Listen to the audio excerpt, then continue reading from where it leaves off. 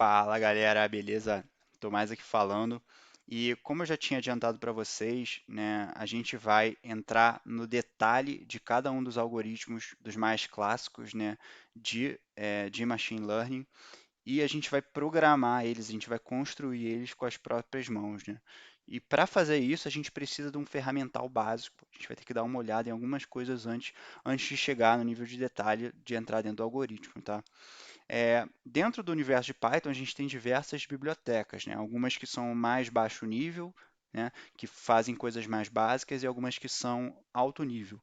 Tá? Explicando mais no conceito de machine learning, por exemplo, eu tenho a biblioteca NumPy, né? Que é a que a gente vai dar uma olhada hoje, que faz operações básicas de estruturas vetoriais, certo? E é uma biblioteca que faz muita coisa, né? Ela é muito poderosa e ela é considerada baixo nível.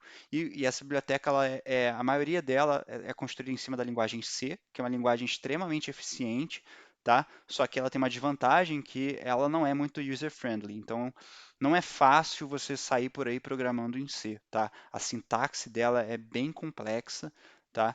E como o NumPy ele está construído em cima de C e ele está, obviamente, a sintaxe dele é em Python, né, que é uma linguagem muito user-friendly, ele meio que pega o melhor dos dois mundos. Então eu consigo programar em Python, só que o que está acontecendo por trás, a maioria está sendo feita em C. Então eu estou mexendo com vetores e as coisas estão acontecendo de maneira muito rápida, só que eu estou escrevendo numa linguagem que é mais fácil de dominar e assim por diante, uma biblioteca baixo nível. Dentro de Machine Learning, a gente tem bibliotecas mais alto nível. Por exemplo, a gente tem a biblioteca que é o Pandas, que ele basicamente ele serve para mexer com estruturas tabulares e ele é construído em cima do NumPy, exatamente. Tá? Então, o Pandas é construído em cima do NumPy e também tem uma outra biblioteca que aqui engloba a maioria dos algoritmos clássicos de Machine Learning e abordagens para dados estruturados, ou seja, dados tabulares, né? Que é o sklearn. Tá? E o sklearn é uma biblioteca alto nível que é construída em cima do NumPy também e do SciPy. E ele é basicamente dentro dela vai ter implementado lá a maioria dos algoritmos que a gente, praticamente todos os algoritmos que a gente vai ver aqui, tá? E só que lá, basicamente, eu tenho um algoritmo com uma caixa, né, uma caixinha, e eu posso pegar essa caixinha e usar essa caixinha e obter meus resultados. Só que quando eu estou fazendo isso, basicamente eu estou perdendo um pouco do que está acontecendo ali dentro. E o intuito aqui agora, ao longo do curso, é a gente poder olhar para diversas dessas caixinhas e criar essas próprias caixinhas. Então, eu vou olhar para uma caixinha que eles têm lá e vou criar uma igual. Só que no processo em que eu estou criando uma, né, eu estou aprendendo como criar uma, eu estou aprendendo tudo o que está acontecendo lá dentro. Tá? Então, toda vez que me for falado o nome daquela caixinha, eu vou lembrar e vou saber. Ah, essa caixinha funciona assim assado e assim por diante. Tá? Isso é muito útil. Ainda mais quando a gente vê hoje em dia, muita gente sabe usar o sklearn, sabe importar um modelo, sabe treinar um modelinho e assim por diante, mas não sabe o que, que aquele modelo faz por dentro. Tá? Então é mais um processo mecânico ali daquela pessoa que aprendeu a fazer daquela forma, só que ela por trás ela não sabe o que ela está fazendo direito. Né? E fazendo isso, a gente aprende e pega um pouco dessa parte, né? Do que está acontecendo por trás. Eu vou saber dizer por que eu escolhi esse algoritmo e não escolhi aquele, e assim por diante. E olhando mais numa visão de mercado de trabalho, né? Quando a gente vai para um processo seletivo e a gente vai passar por uma entrevista técnica, né? A gente, de certa forma, se blinda quando a gente sabe ali grande parte do que acontece dentro daquele algoritmo, tá? Beleza que eu posso ter um algoritmo que tem muitos parâmetros, muitos detalhes, mas se eu já implementei ele de uma forma básica e funcionou, eu já vou matar 90% das perguntas, tá? O que é ótimo. Para construir esse algoritmo, a gente vai estar usando biblioteca baixo nível, que é o NumPy, no caso, né? E a gente vai usar esse NumPy para construir, e para usar ele, a gente vai precisar aprender algumas coisas dele, tá? Porque quando eu for chegar lá na parte em que a gente vai construir junto o algoritmo, eu vou usar várias funções que podem parecer estranhas, do tipo, por que ele está usando isso? O que essa linha faz? E assim por diante. Lá eu vou explicar novamente o que cada linha faz, mas é bom que a gente já tenha aqui esse catadão aqui de funções e tal do NumPy para ajudar a gente a, quando chegar lá, as coisas serem mais leves, serem mais fáceis, né, de lidar, tá? Então, inicialmente, eu estou importando aqui minha biblioteca, né, e estou dando um apelido para ela, então eu estou chamando o NumPy de NP. Então, toda vez que eu quiser usar o NumPy, eu não preciso escrever NumPy, eu escrevo NP. E isso aqui é só uma maneira preguiçosa para a gente escrever menos coisas, né? Você imagina que minha biblioteca tem, sei lá, um nome gigantesco, né? E aí eu vou, imagina, toda vez que eu quero usar a biblioteca, eu vou escrever aquele nome gigantesco. Não faz sentido. Então, o que que eu faço? Eu pego eu pego esse nome gigantesco e transformo num apelido, um apelido curto. Pode ser 3 letrinhas, 2 letrinhas, assim por diante. Aí eu estou chamando o NumPy de NP aqui, tá? E estou importando essa função de display aqui basicamente só para printar as coisas aqui na tela para a gente, tá? Isso aqui que eu estou usando é o Jupyter, né? O Jupyter. É uma interface de desenvolvimento que serve para muitas coisas. Muitos cientistas adoram ela porque a gente pode gerar relatórios, criar gráficos, escrever em Markdown, ou seja, fica bonitinho e tal. Posso rodar processos e assim por diante, tá? É muito bom se eu quero gerar um relatório e a gente só não vai usar isso aqui se a gente quiser, pô, criar um modelo produtivo que vai ser colocado na nuvem, assim por diante, não. Mas a gente pode usar isso em etapas preliminares para desenvolver o modelo e assim por diante, tá?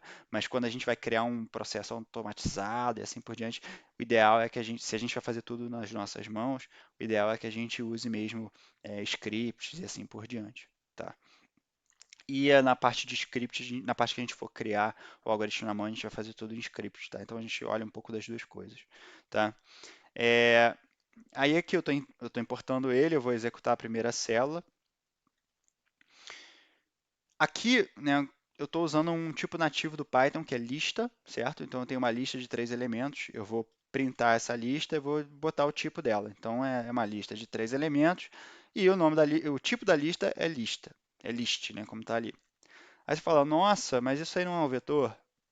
Não, porque na lista eu não consigo fazer operações de vetor, tá? Eu não consigo pegar essa lista e multiplicar todos os elementos tipo de maneira vetorial. Eu conseguiria se eu usasse um for, um iterador para iterar cada elemento dessa lista e trocar ele para um número dele ao quadrado e assim por diante. Só que não é eficiente fazer dessa forma, tá? A lista é útil só para armazenar coisas, tá? Eu não vou querer trabalhar o que está ali dentro. Estou querendo armazenar e desarmazenar, coisas assim do tipo, tá? Então eu vou usar o meu NumPy e eu instancio um array passando como parâmetro uma lista. Então ele vai transformar aquela lista num array que parece muito a mesma coisa, né? Só que o tipo muda para ND array. ND é N-dimensional array, um array de várias dimensões, tá? Aqui quando eu estou colocando aqui o shape dele, né? O shape do meu vetor, ele vai me retornar qual é o formato dele, né? Qual é o shape dele. Shape é uma palavra conhecida, né? E aqui no caso, ele está me dizendo que ele tem 3 elementos, só que no momento ele é unidimensional. Quando eu tenho essa vírgula e não tenho nada, ele, na verdade ele não tem dimensão nenhuma, ele só tem 3 elementos, é isso que ele está me dizendo. E aqui por diante, né, eu vou poder mudar o formato do meu array como eu quiser, tá? Então eu vou colocar aqui esse método que vem de dentro do meu objeto do tipo NDArray, né? Porque um vetor que a gente criou, ele é do tipo NDArray. Se eu estou dando um vetor ponto alguma coisa, eu vou estar chamando um método daquele objeto, tá? Ou de algum objeto pai dele, e assim por diante. E eu estou chamando esse método reshape, que simplesmente muda o formato dele, tá? Quando eu passo esse menos 1,1, ele basicamente vai estar transformando cada elemento em uma lista contendo aquele elemento. Então, olha o que acontece. Agora, o meu array é um array de arrays, certo? E cada array só tem um elemento. É isso que ele faz quando eu coloco menos 1 e 1, tá? Mas eu também posso botar reshape para qualquer formato que eu quiser. Tá? Então, eu estou colocando aqui 1,3. Então, eu estou querendo um resultado que seja um vetor com uma linha e 3 colunas, que é basicamente isso. Tá? Ali eu tenho uma linha e 3 colunas. Cada elemento é 1, 1 e 1. Tá? Aqui eu vou ter um outro método que chama flatten. O que esse método faz? Tá? Vamos supor que eu tenha um vetor, que é um vetor todo estruturado, ele tem 10 dimensões, ele é uma matriz gigantesca, esse negócio aqui. O Flatten ele vai pegar isso aqui, né? E vai fazer assim, ó, como se eu tivesse aqui uma massa de pizza, né? Ele vai espalhar a massa de pizza na mesa. Então ele vai pegar todos os vetores, independente da estrutura que tiver, se tiver 15 dimensões, vetores, vetores, vetores, vetores, ele vai transformar naquela lista, naquele array zero dimensional que nem a gente tinha lá no início, tá? Então, se eu pego um vetor meu e dou esse flatten nele, ele volta a ser aquele meu cara com três elementos e para por aí, tá? Ele é só três elementos, ele não tem estrutura de linhas, de colunas e assim por diante, tá? É, e aí, agora, eu posso usar algumas funções auxiliares do NumPy para criar vetores. Muitas vezes a gente precisa criar alguns dados sintéticos, né, para ajudar a gente em algumas coisas. E eu uso essa função chamada ones do NumPy, que vai me criar um vetor de uns, certo? E o shape que eu quero para ele é igual ao de cima.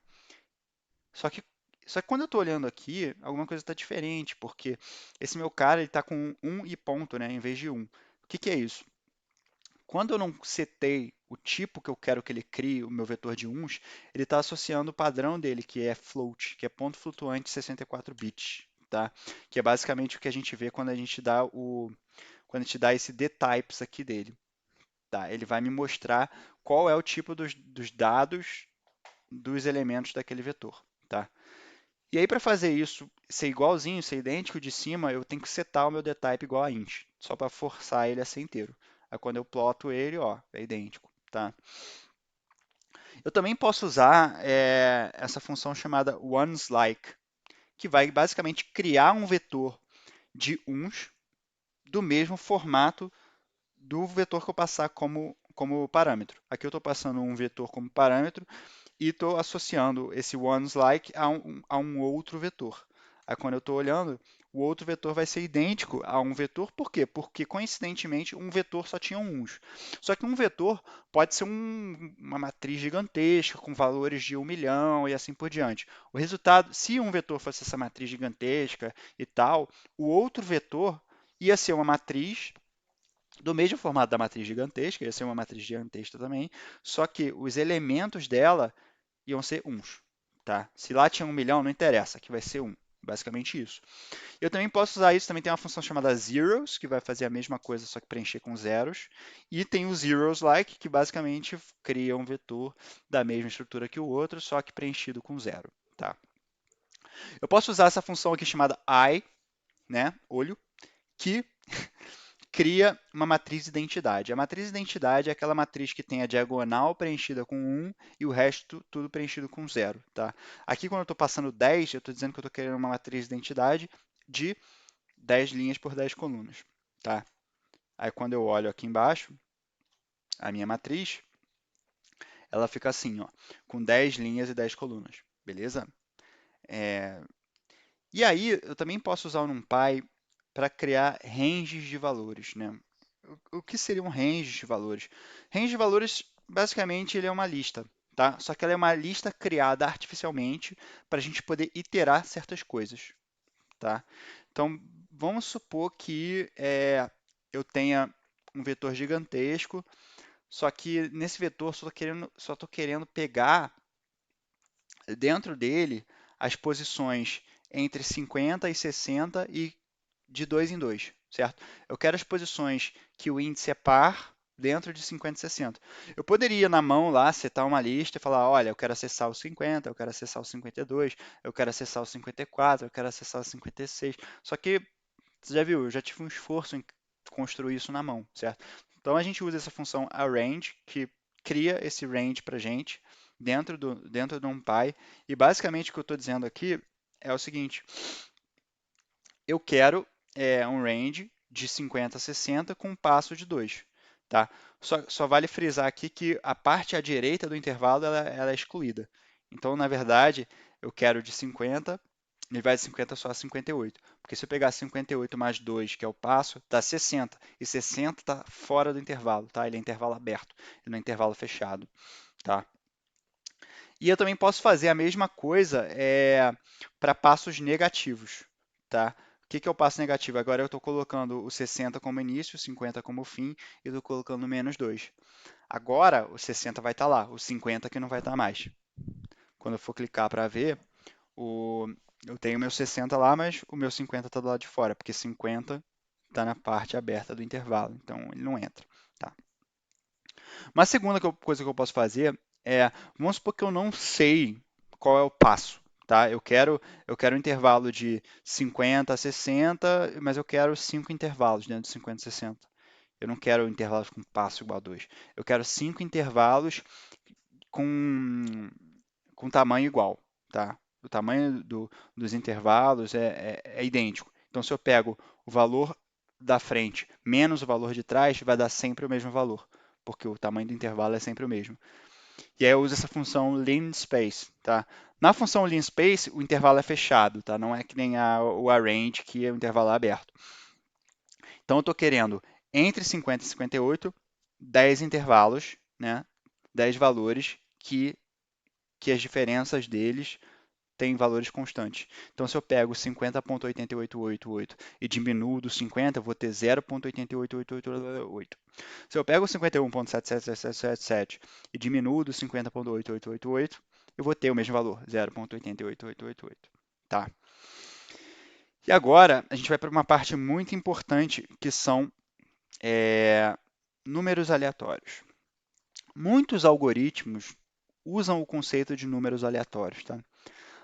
Na verdade, por trás, a gente não consegue usar o computador para gerar números aleatórios. Não consegue. A gente gera números pseudo-aleatórios. Tá? Mas isso faz parte de computação teórica, é outra discussão.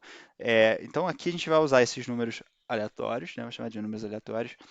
E para gerar esses números aleatórios, vamos supor que, olha, eu tenho um modelo lá que dentro do algoritmo ele pega 10 linhas aleatórias do meu dataset, faz um processamento e tal, e aí eu fiz isso, fez um processamento e me retornou um resultado igual a 5.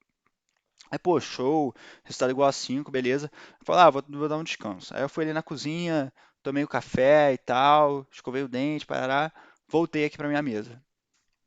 Aí eu fico pensando assim, nossa, me deu um resultado igual a 5. Como é que eu replico esse resultado igual a 5? Se eu não guardei os números aleatórios que eu usei. Porque foram aleatórios, né? Ele pegou algumas colunas aleatoriamente, eu nem vi quais foram, fui ali, voltei, cara, e aí? Como é que eu vou fazer para pegar esses números de novo? Não vou, né? Ferrou. Mas aí é que vem o conceito da semente. A semente, ela tem esse nome porque ela é uma coisa que vai gerar ali uma árvore de números, vai brotar ali uma árvore de números aleatórios. Só que a mesma semente sempre vai gerar a mesma árvore de números aleatórios. Então, se antes de eu ir lá na cozinha tomar meu café, eu peguei essa semente e setei ela, falei, olha, semente, você vai ter o valor igual a 5. E eu fui lá e tal, tomei meu café, escovei meu dente. Quando eu voltei, se eu rodei de novo e a semente foi a mesma, ele vai pegar exatamente as mesmas linhas, 10 linhas aleatórias no meu dataset. Tá? E é isso que a gente vai mostrar aqui. Se eu rodo uma vez com os meus gerando, eu quero uma lista, né, de 10 números aleatórios que vão de 0 a 9, que é o que eu estou fazendo aqui dentro desse display, né? Eu estou criando uma lista que estou acessando a parte random do meu NumPy para gerar um número aleatório de 0 a 9, e eu estou usando esse iterador aqui, esse for, só para dizer que eu vou querer fazer isso 10 vezes, tá? Eu setei minha semente como 42. Se eu ficar rodando isso de novo, ó, várias vezes, vai me dar sempre o mesmo array, tá? Se eu mudar essa semente aqui, ó, e botar aqui 108, vamos ver. Mudou, viu? Já me gerou uma árvore diferente de números aleatórios, tá? E aí você pode falar, nossa, eu estou rodando esse meu algoritmo e ele está toda vez me dando para uma mesma rodada, os mesmos hiperparâmetros, ele está sempre me gerando coisas diferentes. Aí você tem que lembrar, pô, será que eu setei a semente? Aí você seta a semente lá, tá? É, aí aqui a gente vai criar, para a gente fazer uma parte mais adiante aqui dessa aulinha, a gente vai criar aqui uma matrizona de valores aleatórios. Então, eu criei essa matrizona aqui de 5 linhas e 10 colunas, né, com números aleatórios entre 0 e 9 inteiros. E aí, vamos supor, pô, legal, eu tenho essa informação, eu posso usar o NumPy para guardar e tal. E como é que eu acesso uma informação que está numa determinada célula e tal? Aí já dá para ver, né, que a gente está fazendo um paralelo entre uma matriz e uma tabela, né? Eu posso interpretar uma tabela como uma matriz e assim por diante. E muito do trabalho do cientista, quando a gente está falando de dados estruturados, né, tabulares e tal, a gente vai estar trabalhando com tabelas que no fundo, por trás, são matrizes, né, matrizes de valores. E até é por isso que a gente usa muito essa biblioteca, né, porque ela basicamente é a base ali de todas as estruturas de dados que a gente usa, tá? É, e aí, como é que eu acesso? Ah, eu estou querendo pegar a coluna tal, linha tal, pegar aquele valor.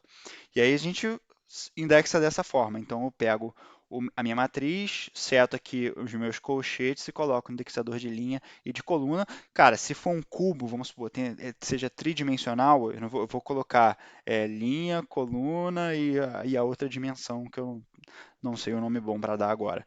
Tá? Então I, J, K, X, Y, Z, assim por diante. Pode ter várias dimensões, tá? E aí eu faço dessa forma. Então aqui eu estou pegando a minha primeira linha e minha segunda coluna, que basicamente é esse meu valor 9 aqui, tá? E aí eu posso fazer isso de diversas formas. Eu posso pegar a primeira linha inteira. Para pegar a primeira linha inteira, eu uso esse operador, que é esse dois pontos. Esse dois pontos quer dizer todo mundo. Então eu estou fixando a linha em zero, e para coluna, eu estou falando todo mundo. Então eu fixo linha zero, coluna todo mundo. Aí quando eu vejo, eu vou ter lá a primeira linha, tá? Como os meus arrays, eles são arrays de arrays, e se eu estou organizando as coisas dessa forma, o array de array, o que está dentro, né, o último array que tem lá são as linhas. Então, quando eu estou acessando o meu array de arrays e pego um elemento dentro deles, que é um array, né, ele basicamente vai estar estruturando uma linha.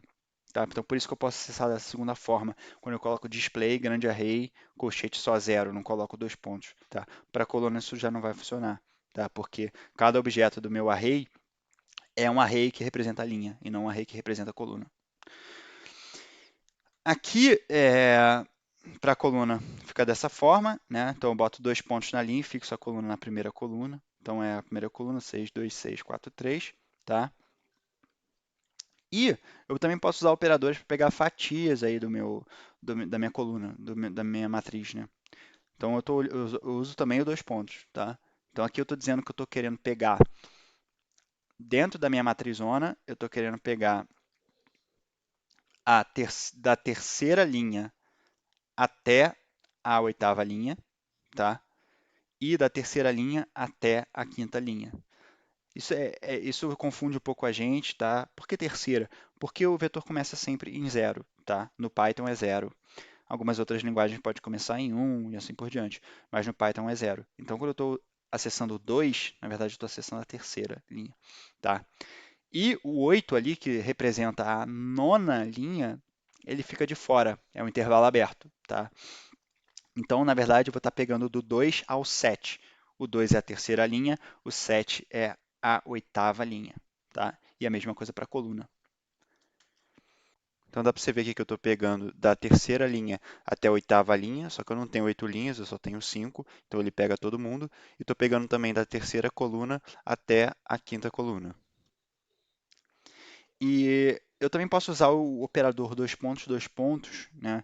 Que basicamente ele me fala assim, a partir daí todo mundo. É isso que ele está querendo me dizer.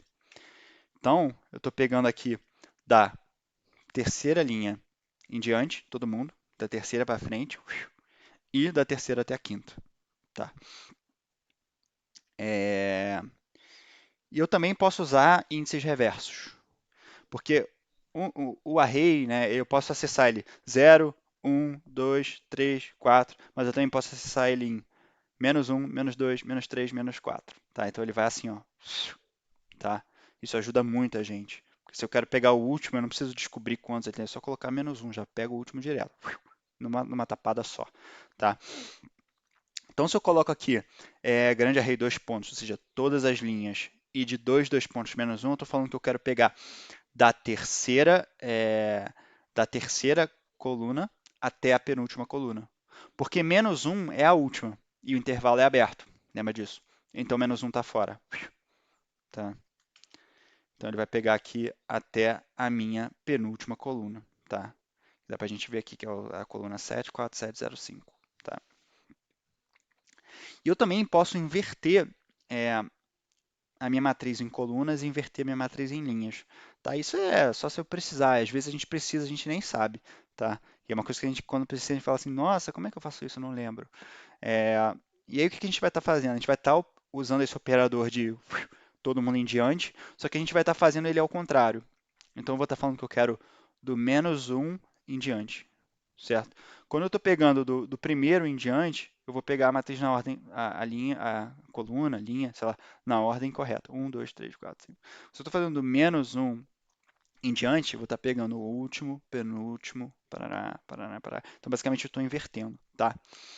E aqui, né, quando você vê, só que eu estou usando ele, na linha. Eu estou usando dois pontos, menos um na parte que diz respeito à linha, que é basicamente isso. Eu tenho meu vetor lá, certo? Se eu fizer isso aqui e fizer assim, ó, que é basicamente isso, eu estou pegando a última linha primeiro, na verdade eu estou invertendo a ordem. Eu estou dizendo que a ordem dos meus elementos de cada coluna está invertida quando eu olho embaixo. Tá? Então, quando eu vejo a primeira aqui, ó, 6, 2, 6, 4, 3, embaixo está 3, 4, 6, 2, 6. Tá? Ou seja, está ao contrário. E se eu faço isso na parte de colunas, né? Tá aqui, né? Eu faço isso aqui, ó. Eu vou estar invertendo a ordem das linhas. Então, quando eu vejo a primeira linha do primeiro cara e a primeira é igual à primeira linha do segundo cara, só que com a ordem invertida, tá? Então, aqui eu tenho 6, aqui eu tenho 6, aqui eu tenho 9, aqui eu tenho 9, aqui eu tenho 1, aqui eu tenho 1 e assim por diante, tá? E aí, é, eu também posso, a grande vantagem, né, de eu usar essa estrutura vetorial, então, é que ela faz cálculos vetorizados. Então, isso me ajuda muito, porque eu não preciso ficar usando laço, né? Como eu falei lá no início na questão da list, que eu preciso ficar usando laço para iterar e tudo mais. Não preciso usar laço, não preciso usar for, né? E até uma dica, né? Você está usando um NumPy e você escreveu um for, você escreveu um while, você escreveu um loop, né? Pensa se você realmente precisa daquele cara, porque você vai estar perdendo performance no código. Se tem um jeito de você fazer isso numa linha de código sem usar laço, vai ser muito mais eficiente. Tá? Então sempre fica atento. Isso serve para outras bibliotecas também. O Pandas, por exemplo, que é construído em cima do NumPy, né? Fala assim, pô, se eu estou usando for no Pandas, alguma coisa está errada. Mesma coisa, tá?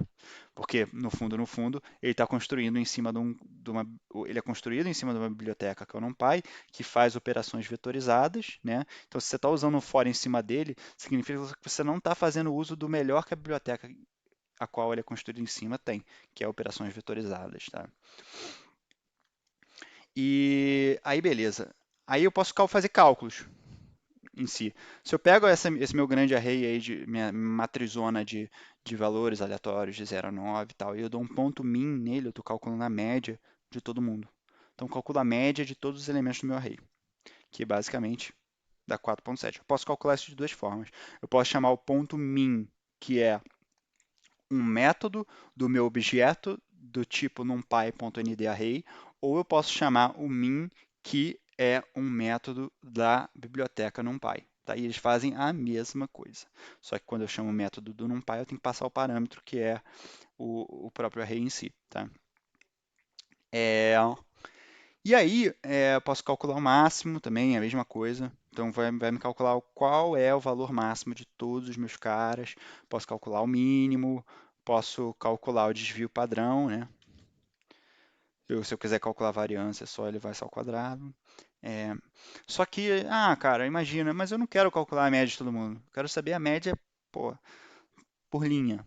Eu quero saber a média por coluna. E aí que vem esse parâmetro que chama axis, né, que é o eixo. É o eixo em que eu vou estar calculando o meu cálculo. E se o meu eixo é igual a 1, eu vou estar calculando ele na horizontal. Se o meu eixo é igual a 0, eu vou estar calculando na vertical. Tá? Então, eu vou estar pegando os meus valores na horizontal e calculando a média entre eles, ou eu vou estar pegando meus valores na vertical e calculando a média entre eles. Então, aqui, lembra que eu tenho 5 linhas? a minha saída são 5 valores. Então, é a média da primeira, a média da segunda, da terceira, da quarta e da quinta. E eu tenho 10 colunas, então quando eu calculo no eixo das colunas, eu vou ter 10 resultados. A média da primeira coluna, da segunda, da terceira e assim por diante. Tá? E tem uma função que é muito útil para a gente, até na parte de cálculo de probabilidade, quando a gente quer transformar a probabilidade do cara ser de uma classe ou da outra e assim por diante em, é, em qual a classe que aquele cara tem. Né? Eu uso essa função chamada argmax. O que que essa argmax fala? Ela vai me retornar o indexador da primeira ocorrência do valor máximo dentro daqueles dados que eu estou passando para ele. Se eu estou aplicando o argmax dentro da minha matrizona, ele vai me dar o índice, né, do objeto dentro do meu array que tem o valor máximo, tá? A primeira ocorrência dele, é claro. Então, aqui ó, ele vai estar me retornando 1. O que quer dizer 1? Ele está me dizendo que a primeira ocorrência do valor máximo ocorre no índice 1, que é basicamente o 9 que está vindo depois do 6. Tá? Se eu tenho, aqui eu tenho no caso 50 elementos, tá? Então ele pode me retornar valores de 0 a 49, tá? Como ele tem 10 colunas, o 49 eu posso interpretar como quarta linha, né? Quarta linha não, quinta linha, décimo elemento, tá? E da mesma forma, eu tenho aqui o argmin. Ah, desculpa, eu também posso calcular ele por linha ou por coluna também, tá? Mesma coisa que eu faço para o max, para o min, para o max, para o min, para o desvio padrão, para a média, assim por diante. Então, olha o que ele está me retornando aqui. Ele vai estar me retornando a posição do cara que é máximo em cada linha. Então, na primeira linha é o segundo elemento, que é o 9. Na segunda linha é o último elemento, que é o 8. Na terceira linha é o quarto elemento, que é o 5, que é o 5. Ah, não, que é o 9, desculpa. E na. Ah, não, é o 8 no caso, que é o 8. Aí na quarta linha, o quarto elemento é o 9. E na última linha também é o 9. Tá? E, e eu posso fazer também o argmin, que basicamente ele vai me retornar o mínimo. Tá? Então ele faz a mesma coisa, ele vai me retornar o índice do valor mínimo de cada linha. Se eu botar o axis, o eixo igual a zero, ele me retorna o índice do, do valor mínimo de cada coluna. Tá? E aqui eu vou ter operações com vetores. Tá? O que eu posso fazer com os meus vetores? Né? Primeiro eu vou criar dois vetores aqui, o vetor A e o vetor B. O vetor A é 1, 2, 3, 4, o vetor B é 4, 3, 2, 1. Simples. E aí, eu vou estar querendo somar esses dois vetores. Basicamente, quando eu estou usando o operador de mais aqui, eu vou estar somando elemento a elemento. Então, eu vou estar pegando aqui o primeiro somando com o primeiro, o segundo com o segundo, assim por diante. Então, eu tenho um vetor de 5, né? 1 mais 4, 5, 2 mais 3, 5, 3 mais 2, 5, 4 mais 1, 5. Faço a mesma coisa com a subtração, ele vai pegar o primeiro elemento do primeiro cara, menos o primeiro elemento do segundo, assim por diante. Posso fazer o produto, vai multiplicar o primeiro pelo primeiro, o segundo pelo segundo, o terceiro pelo terceiro, assim por diante. Posso fazer a divisão, vai dividir o primeiro pelo primeiro, o segundo pelo segundo, assim por diante. Então, eu vou ter lá, ó, 1 dividido por 4 dá 0,25, 2 dividido por 3 dá 0,66, 3 por 2 dá 1,5, 4 por 1 dá 4. E eu posso fazer também a exponenciação. O que é exponenciação? Eu vou pegar o primeiro elemento do primeiro vetor e vou elevar ao primeiro elemento do segundo vetor. Então, eu vou ter 1 elevado a 4, que dá 1, 2 ao cubo, que dá 8, 3 ao quadrado dá 9 e 4 a 1 dá 4. Tá? Eu também posso calcular a raiz quadrada, tá? Usando o np.sqrt, que é square root, né? Raiz quadrada. Então, ele vai calcular a raiz quadrada de cada elemento do meu vetor. Então, eu tenho 1, 1.41, 1.73 e 2, né? Que são as raízes de 1, 2, 3 e 4, respectivamente. E eu também vou ter essa operação de módulo da divisão. Eu falo assim, caraca, o que é essa operação de módulo da divisão? Basicamente, ela é o resto da divisão inteira de um número pelo outro, tá? Então, se eu vou dividir 1 por 4, né, eu vou colocar 1 dividido por 4. Eu vou multiplicar por 0, né, porque não cabe. Vai dar 0, resto 1. O resto é 1. 2 dividido por 3 dá 0, o quociente vai ser 0, né? 0 vezes 3, 0, sobe 0, restam 2. Tá? 3 dividido por 2, vou colocar 1. 1 vezes 2 vai 2, 3 menos 2 resta 1. 4 dividido por 1, 4 vezes 1 igual a 4, resta 0. Basicamente é isso. Tá? E eu posso fazer, quando na minha operação, né, eu não tenho um vetor de um lado e um vetor do outro, eu tenho um escalar, basicamente ele vai pegar todos os elementos do meu vetor e vai multiplicar, vai somar, vai potenciar, vai fazer o que tiver que fazer com esse valor escalar. Então é basicamente o que ele está fazendo aqui agora.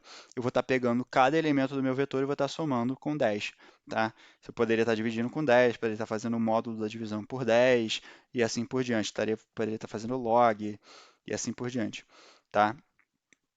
É, e também tem diversas outras funções, tá? Vai ter tangente hiperbólica, seno, cosseno, tem várias outras coisas, tá? Que a gente pode fazer dentro do NumPy, mas acho que esse material ele cobre aí muita coisa, tá? Já é muita informação, beleza? Nos vemos lá.